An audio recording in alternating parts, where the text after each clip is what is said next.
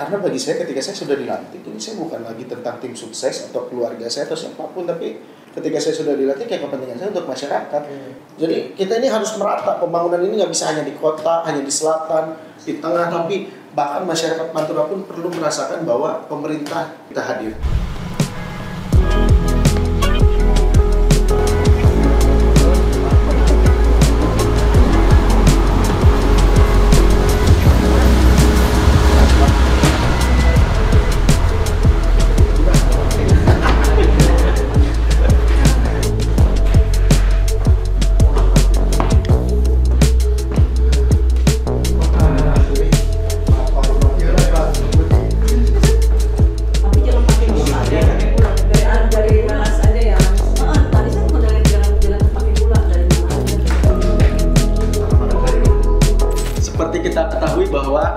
Saat ini Kabupaten Subang dipimpin oleh Bupati Muda yang bernama Kang Reynaldi Putra Andita.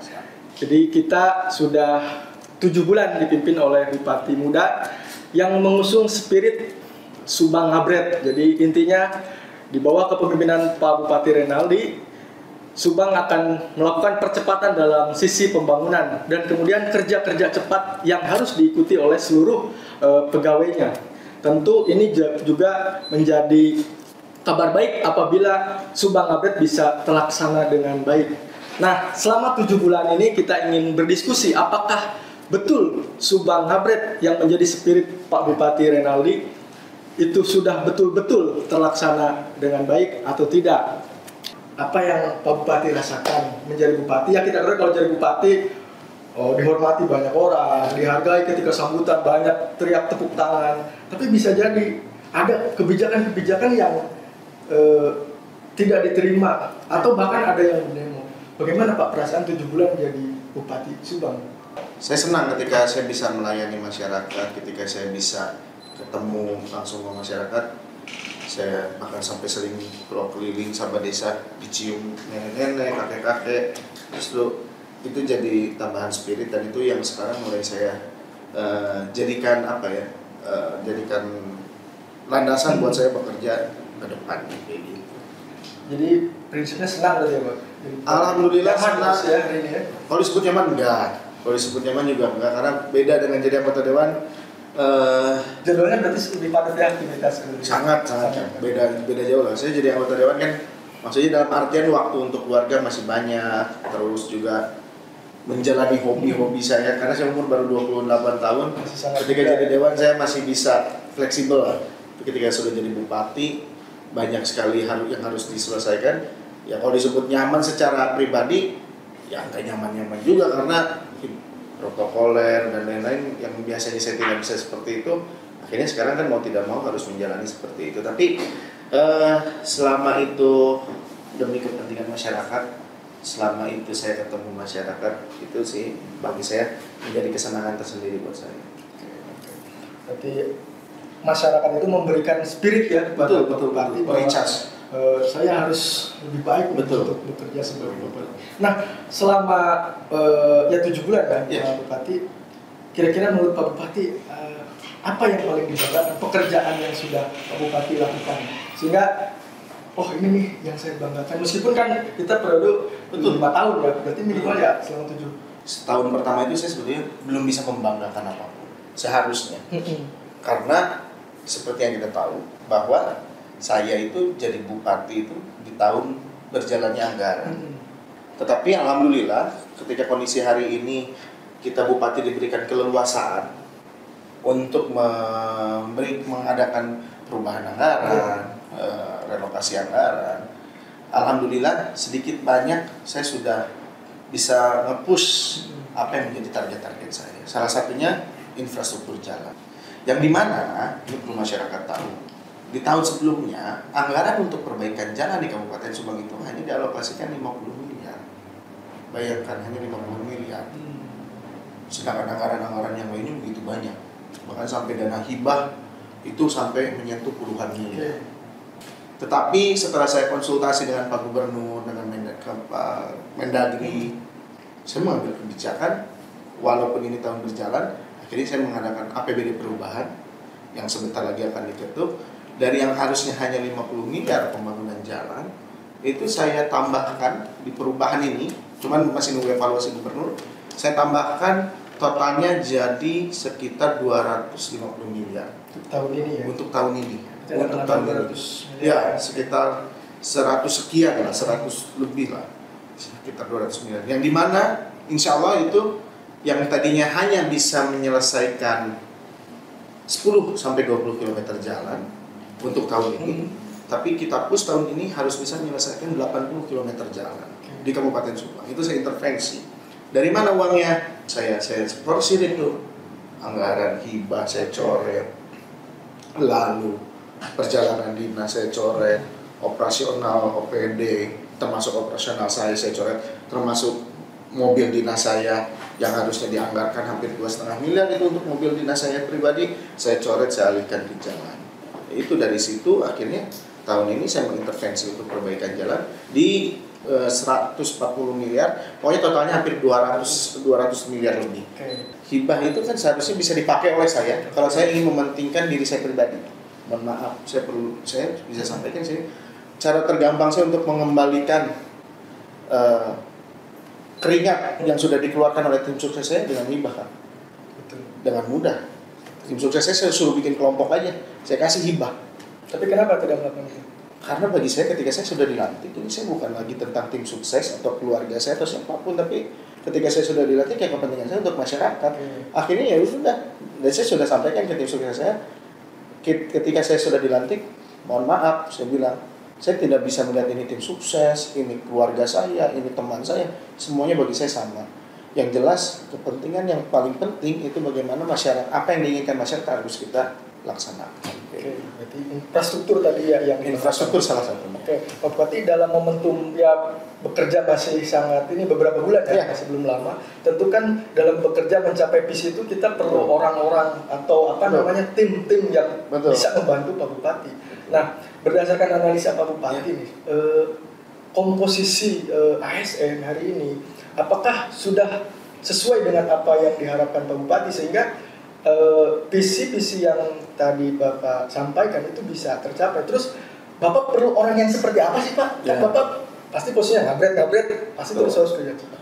Ya, jadi memang komposisi karena hari ini kan saya menerima ini kan saya itu sebetulnya dalam segi anggaran penempatan ASN eselon 2, 3, 4 itu kan seperti seolah-olah saya ini datang ke sebuah rumah yang saya udah dikasih dengan segala macam isinya. Yang saya belum, kalau ini belinya full furnish lah. Jadi saya terimanya udah jadi sampai letak kursi juga udah ditentuin.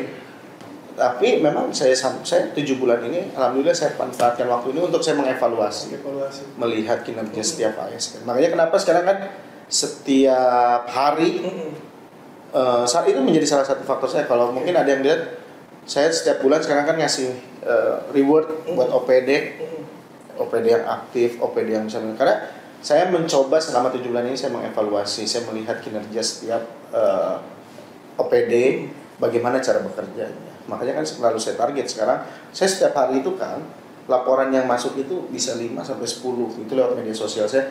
Dan itu malam itu juga mungkin ada bukanya, saya sini bisa tahu. Setiap malam itu saya share semua di grup OPD. Saya minta laporan masyarakat hari ini besok harus selesai.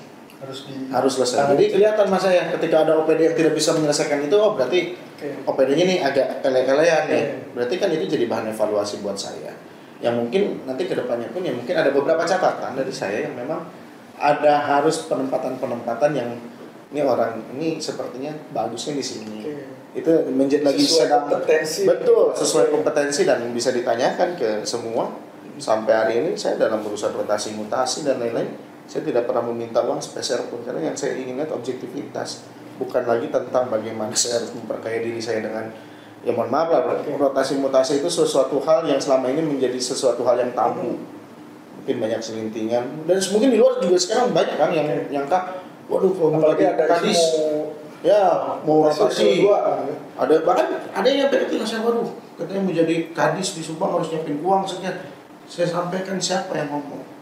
Kalau ada orang yang pernah dipinta sama saya atau sama tim saya atau siapapun itu untuk jadi seorang kepala dinas, untuk jadi seorang yang harus mengeluarkan uang, bilang ke saya ke depan. Langsung lapor ke depan saya, karena sama sekali itu bisa ditanya semua orang. ASN ini? Pernah nggak? Sekali saja. Jangankan rotasi mutasi kan, saya keliling ke daerah. Iya. Kalau saya mau nyawer, kepala dinas kadang kasih uang, saya nggak mau, pakai uang saya sendiri. Saya masih mampu kok. Oke. Tanpa perlu kayak gitu. Berarti 3 kriteria apa nih Kang untuk yang cocok khususnya di eselon 2 ya, Iya. yang bisa mengikuti Kang Rey? 3 kriteria apa? 1, harus ngabret, harus bisa berlari kencang. Oke. Ketika saya instruksikan A, itu harus bisa cepat selesai.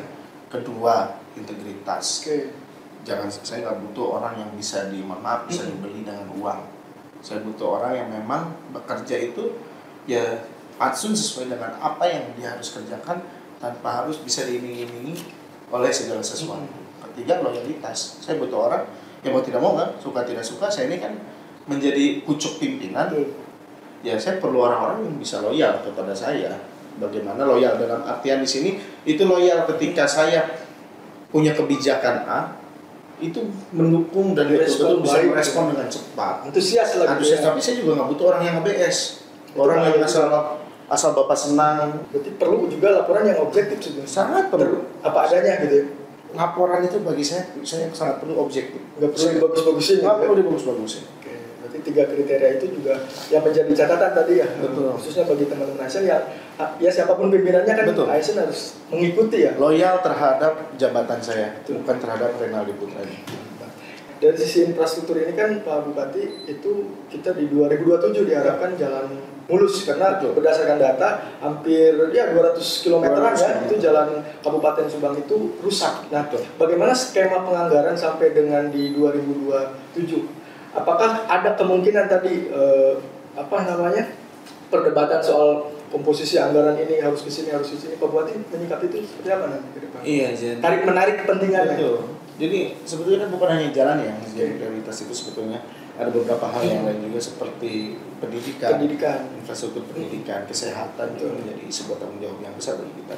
Cuma saya di sini gini kan, berpikirannya gini, kita tuh nggak bisa menyelesaikan karena kita hanya mempunyai keterbatasan anggaran. Kalau kita tidak fokus terhadap satu hal, bagi saya sulit. Masalahnya uangnya nggak ada banyak. Kecuali kita uangnya banyak, kita mau fokus ke semua bisa. Makanya kenapa saya tuh bikin timeline. 2027 jalan harus sudah selesai. 2028 kita bergeser ke kesehatan. Bagaimana rumah sakit Pantura harus bisa selesai. Termasuk peningkatan kualitas pelayanan di puskesmas.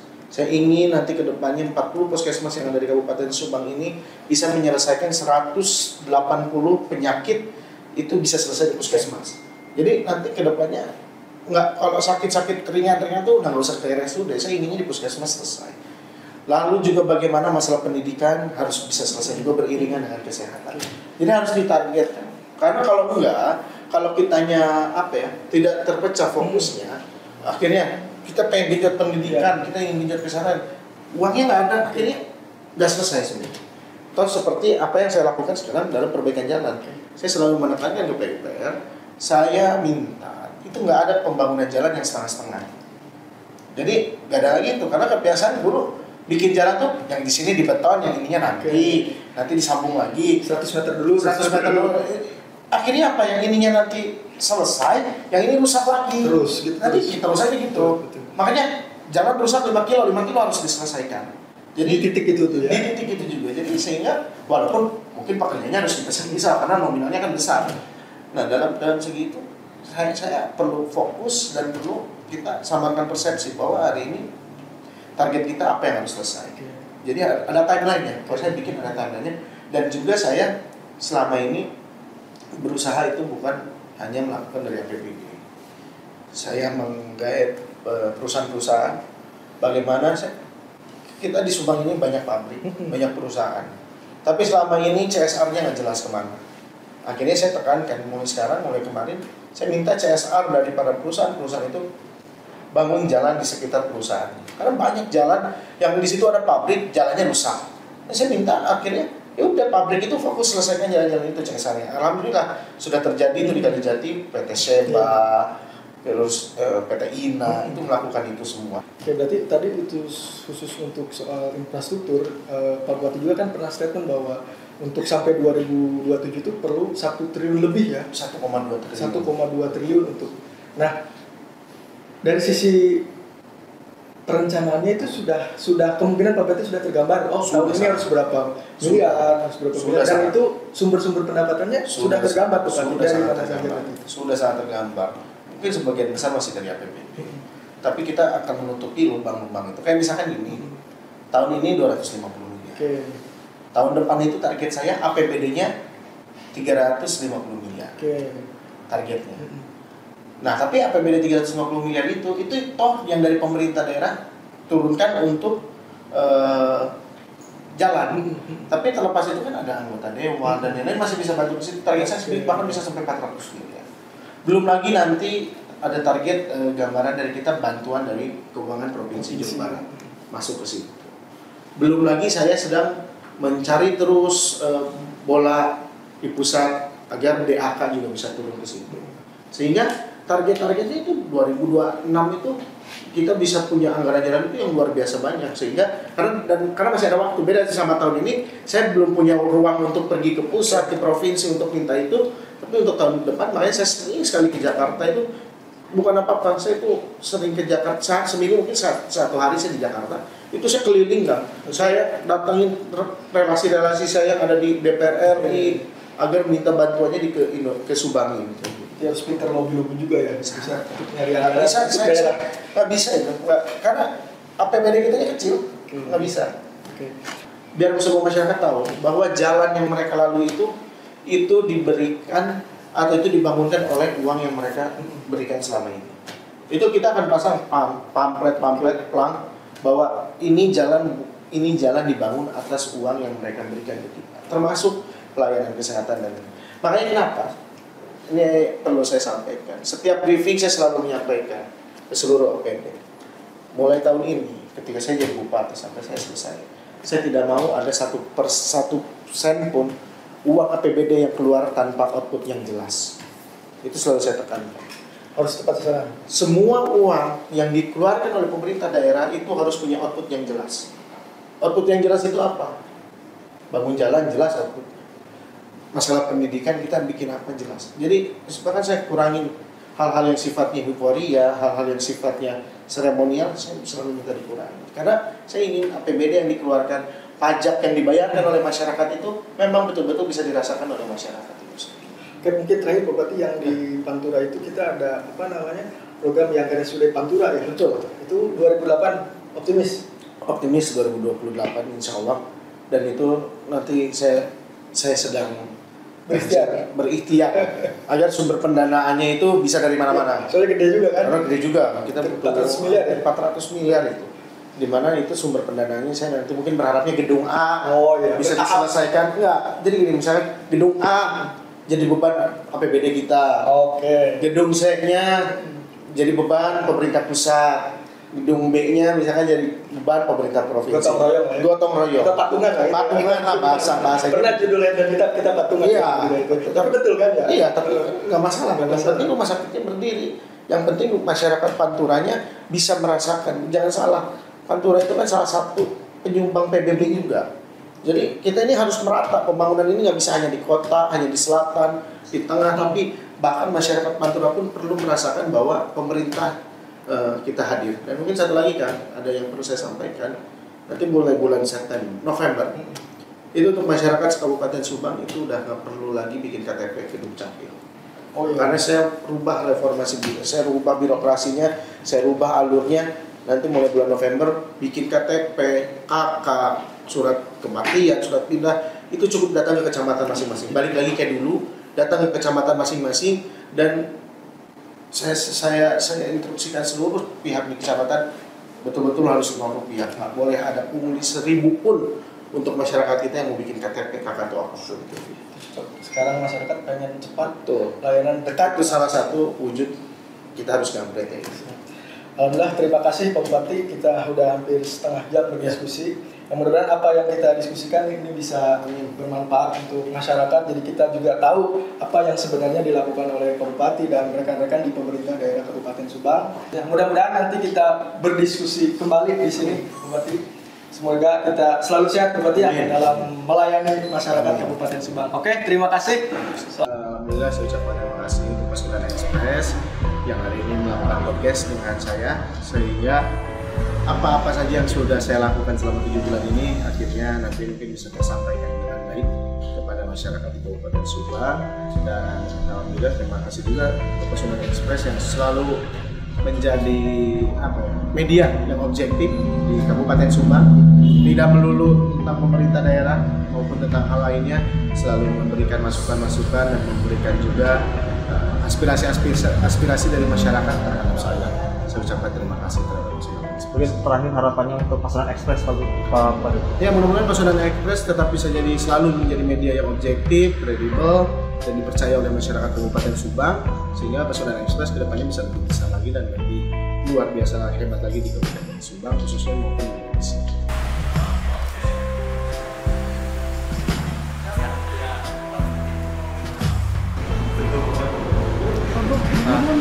Oh gini, mana gini? Iya. Ayo. Oke.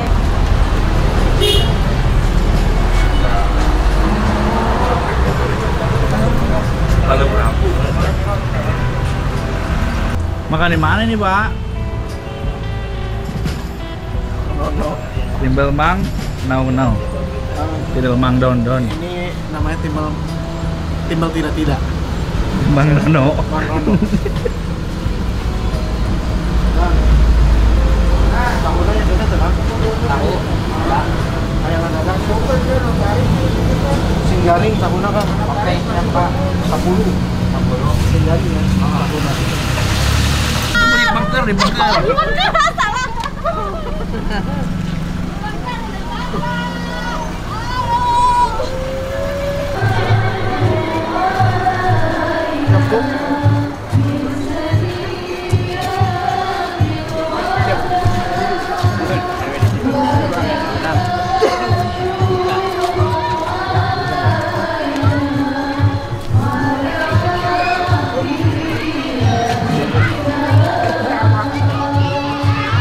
Alhamdulillah dong, Pak. Ya Allah.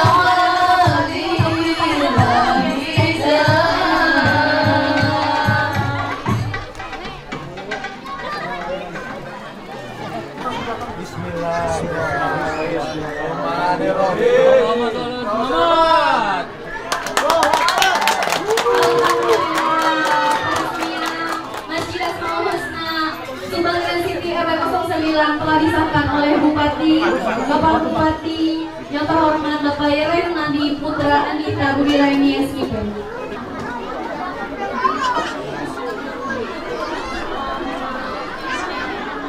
Sampurasun. Atur nuhun kanggo sadayana masyarakat di perumahan Subang Grand City RW 9 RT 28 Desa Cinangsi ya. Desa Cinangsi. Sadacana di Jawa Punten ibu bapak sadayana kahiji abdi ginieulan sudah teh lain muleunan abdi nembe beres acara. Anu kedua abdi hapunten oge teh tiasa salami karena aya agenda deui, tapi intina abdi ngucapkeun atur nuhun kanggo undanganna. Alhamdulillah dinten ieu urang tiasa ngaresmikeun Masjid Asmaul Husna. Jadi mudah-mudahan dengan adanya masjid ini bisa bermanfaat untuk masyarakat di sini. Ulah hilap, ulah pas peresmian hukum masjidna rame, tapi umat itu kudu rame. Karena biasanya mun peresmian sok rame, tapi pun subuh ngan urang biasanya. Ya. Ulah dugikeun jika kitu, mudah-mudahan masjid ieu tiasa jadi kaberkahan untuk masyarakat ini. Abdi moal panjang lebar, ibu, bapak, sadayana, alhamdulillah tiasa tepang dinten ieu. Ia berarti di hari yang berkah ini beneran 70 tapi oke. Mudah-mudahan urang sadayana tiasa dikasihan karidioan keberkahan ku Gusti Allah Subhanahu wa taala. Ibu, karena masih sama beres, setiap hari tadi disiapkan warungnya, kelengkapan lainnya kayak warung disiapkan. Atur nuhun.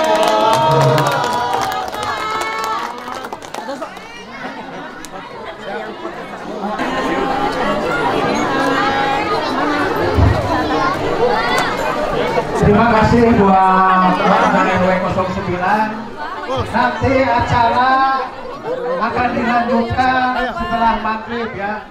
Acara muludan itu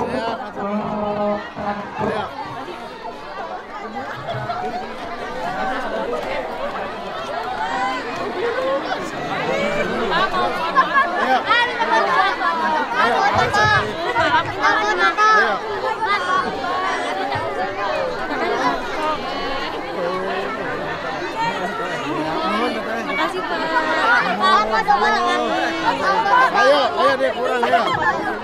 Pak lagi hamil Pak eta Pak. Lagi hamil di sini. Eta di sini dah Pak. Sekali lagi. Pak lagi hamil Pak eta di sini dah. Lagi hamil. Acara maulid akan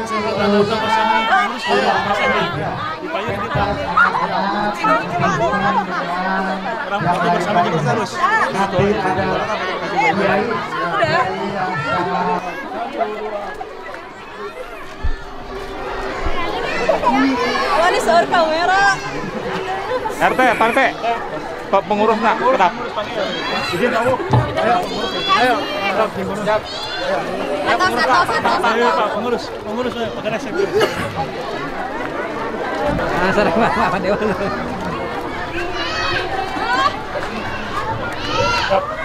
Siap. Sudah? Atas. Nuhun ya.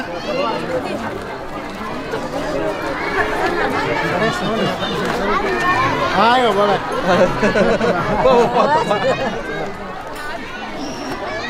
Letik-letiknya bawa HP jangan. Hadirin yang kami hormati, Ayo Ibu. hadirin yang kami hormati, sebentar lagi kita akan menunaikan ibadah sholat maghrib. Untuk itu acara kami tutup terlebih dahulu. Setelah itu kita akan melanjutkan kembali acara ini setelah ba'da maghrib. Terima kasih. Wassalamualaikum warahmatullahi wabarakatuh. Siap ya. Ayo. Ya Pak DKM yang difoto cenah sering Bapak Bupati ya punten. Iya. Sehat ya. Pak DKM Pak yang difoto Pak. Ayo Pak DKM. Ayo. Bapak sehat. Oke, siap. Siap. Ini apa Dan? Ayo. Ayo.